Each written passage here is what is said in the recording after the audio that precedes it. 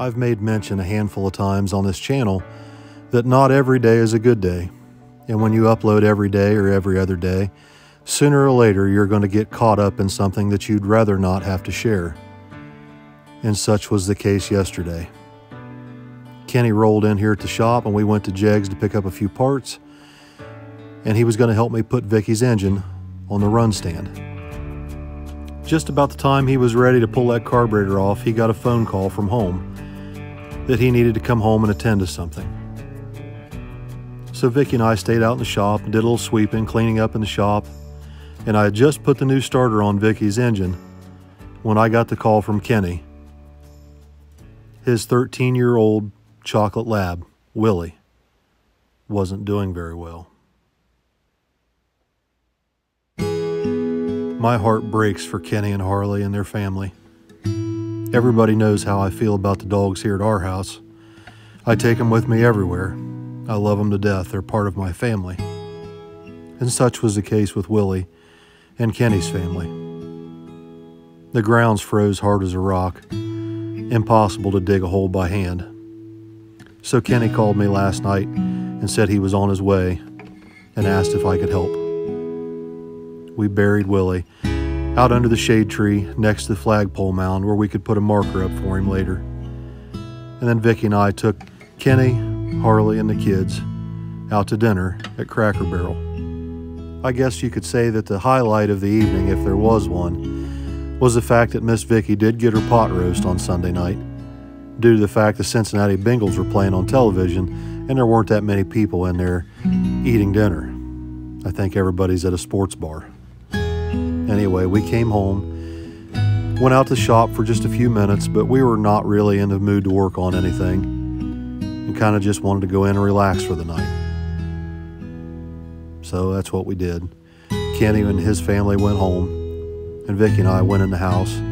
I started a fire in the wood burner, and we turned television on, watched 1883 for a little while, and then went to bed. Now this morning, the first thing I needed to get done was run down to Mark's and swap out an alternator belt that he'd given me that is now too long after I had to change the bracketry setup on Vicky's engine. So I've got a couple of belts here. One's a little too long and one's a little too short. I figure I'll have Mark measure the two, split the difference, and I should end up with a belt that fits halfway decent. So me and June Pup and Chevy hop in a dually and make our trip down to Buckeye Lake this morning to go see Mr. Mark.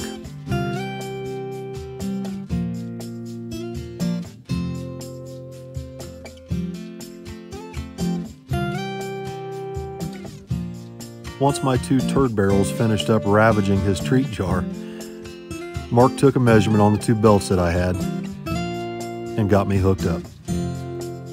I also needed to pick up some hose for the PCV valve and the vacuum advance canister. The dogs impatiently waited. It didn't take long. Once we got all our stuff, I went out to the truck and Mark greeted me out there with something that he got for his birthday. 60 today, Bill. 60 today. I don't know how that happened, but it did. I didn't want it to, but it happened, so. Well, happy birthday, Mark. Thanks, Sarah. See you later. We'll see you later, buddy. Thanks, Bill. Thank you.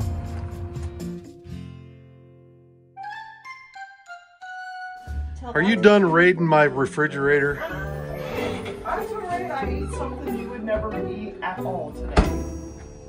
Like what? Pizza. It wasn't pizza. It was that taco stuff. Well, you're welcome to all that you want. Hey, I love myself. Thank you very much. You always do. So once I got done harassing Paige Ann at lunch, it was time to get back to work. I went out and slipped the new belt on that Mark gave me, and it fit perfect. I adjusted it up and then brought the engine up on top dead center on number 1 cylinder to put it in time. I slipped the distributor down in, and of course it didn't go all the way down. I had to turn it over by hand to let the distributor drop in. Once I had it down in, I brought it back on top dead again, double checked the rotor, and set the cap back on. That's number 1. Then, it was time to pick it up off my engine stand, detach it, and then set it down in the run stand so we can fire it up. just as I'm pulling the last bolt out of the bell housing, in comes Uncle Bucko, aka my brother Jeremy, bringing all his welding supplies down so he can work on floor pans tomorrow. And it just so happens his last customer of the day looks like he paid him in Mountain Dew. I don't know what the situation is there, but I know Kenny's happy. He's got enough Mountain Dew to last him the rest of this winter. Anyway, Jeremy brings in all his stuff, all his tools, and Kenny's working on ducting for the furnace, and he brought in all this lumber so he can make a folding table out in the merchandise area. Kenny gets started running the ducting over to the merchandise area and doing some HVAC work, and me and Jeremy get busy bolting this engine down into the new run stand.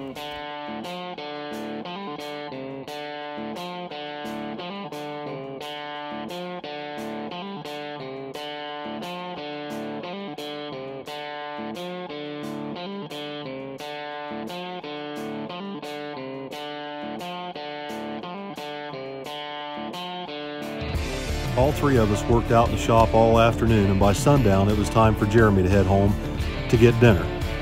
But me, Kenny, and the dog stayed busy in the shop, and Scrappy kept a close eye on this operation. She looked pretty skeptical at this engine run stand. I can't blame her. Kenny was bound and determined to hear this thing run before he left for dinner, and I was pretty eager to hear it run myself. I went ahead and put the distributor hold down on, tightened the distributor down, while Kenny put water in the cooling system. And then we put the exhaust manifolds and exhaust system on so that we could hear this thing run nice and quiet. That way we can hear if there's any valve train noise or any other problems. And speaking of problems, it didn't take long for us to find quite a few.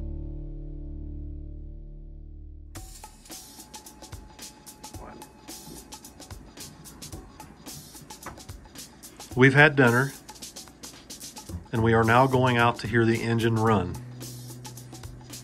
I'm ready. So, for the sake of honesty, I've already had it running, and your mom and I have already got into a slight tiff. Tiff? A tiff. He yelled. Don't go there, we don't need that kind of attention.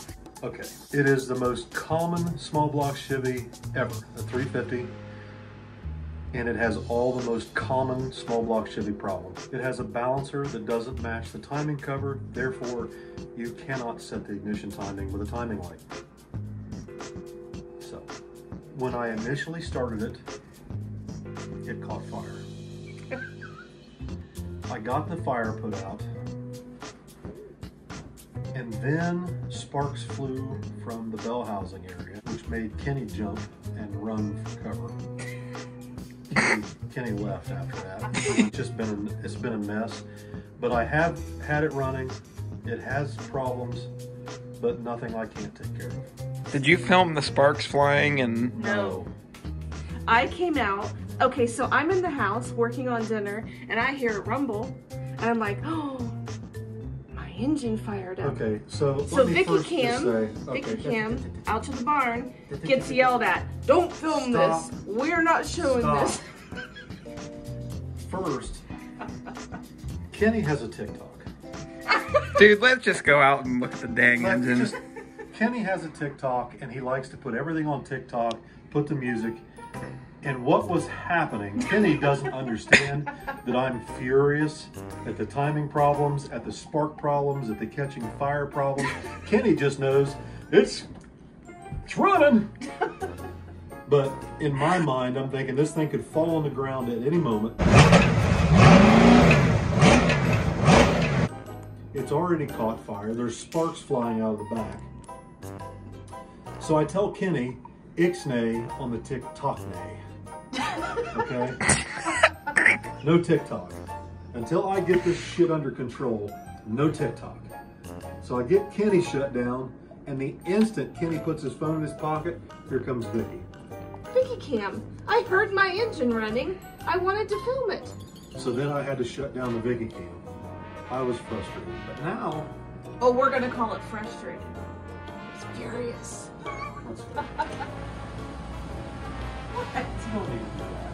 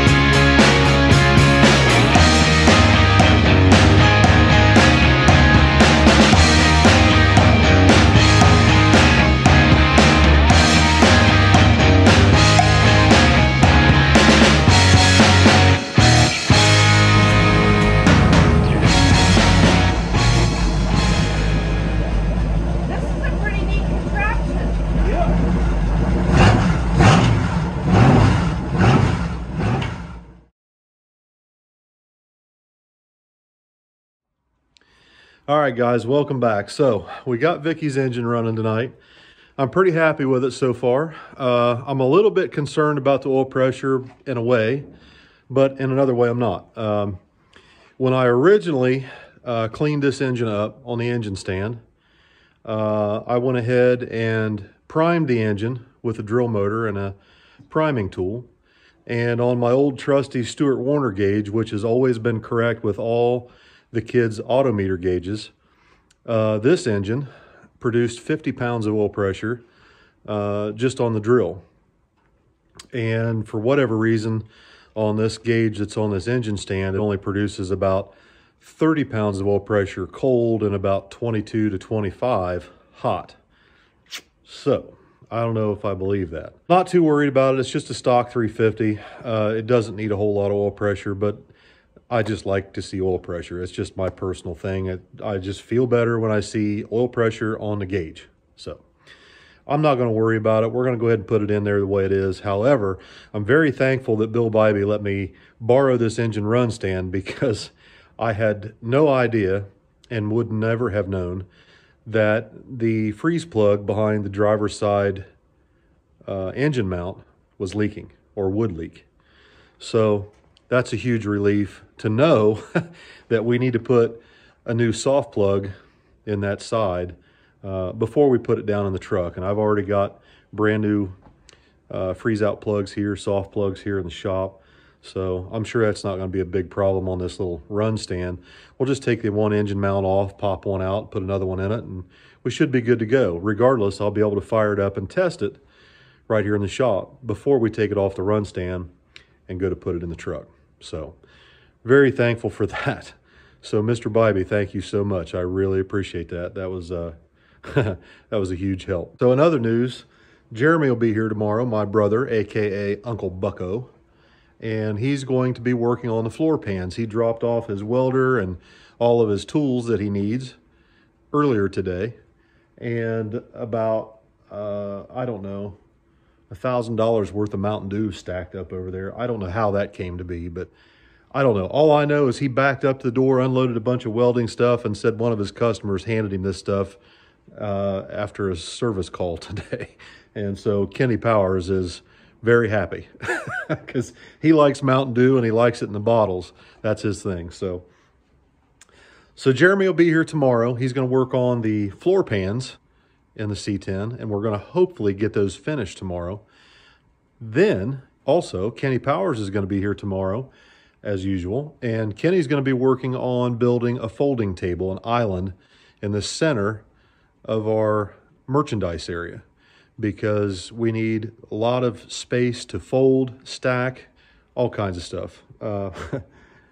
Tommy's here right now. He's actually over here right as I'm filming this. He's in there working on my Shopify account, getting it put up. Now, I'm going to try and turn this thing loose tomorrow night. I don't want to give a time, because if I give a time and the kids don't show up on time, then I get blown up. But tomorrow night we should have the merchandise line online and ready to take orders. Now, keep in mind, the first batches of orders won't come in right away. It's going to take a little while for that stuff to come in, and that's fine as long as you guys understand up front. The stuff isn't here waiting to be shipped. We're not Amazon, and we never will be. But we're going to do the best we can to get everything out quickly. Harley is ready. She's chomping at the bit to get started. Allison's chomping at the bit to help us get started. Tommy. I'll barge in real quick. Okay, Tom. If you don't mind. No, go ahead. So, we just got a new domain name. Uh-oh. And it is pending. I bought it. Oh. But for whatever reason, it said it may take 24 hours. So, okay. We'll see. So there may be a hitch in the link already. Yeah. Okay. We'll see. We'll see. We're shooting for tomorrow, but it may be later. It could be later, so. But I'll keep you guys, like, if it goes up, I'll make a post on my community page. But I just want you guys to know that the first orders that come in, and I don't know how this thing is going to go. I don't know whether 5 people might order something or 500. I have no idea what's going to happen. I really don't. And all I know is that we're going to do our very best to get everybody taken care of as quickly as possible. And I told Gina the first stuff that we put up, I just want to make sure that it's stuff that we can get shipped out relatively quickly. And she assures me that won't be a problem once the orders start to come in. She will start fulfilling them as quickly as humanly possible. Shout out to all the girls and Jeff down at the Shirt Gallery in Martin, Kentucky. We love you guys. We're praying that this thing goes well. I hope I didn't waste everybody's time down there. I hope I didn't waste Gina's time and all her staff and putting this stuff together. But I won't know until we turn this thing loose, and just pray to God that it goes as well as I hope it will, because everybody's kind of depending on it. So we'll see what happens. Thank you guys for watching. Appreciate everybody liking, sharing, subscribing. I hit 90,000 subscribers today. I can't hardly believe that.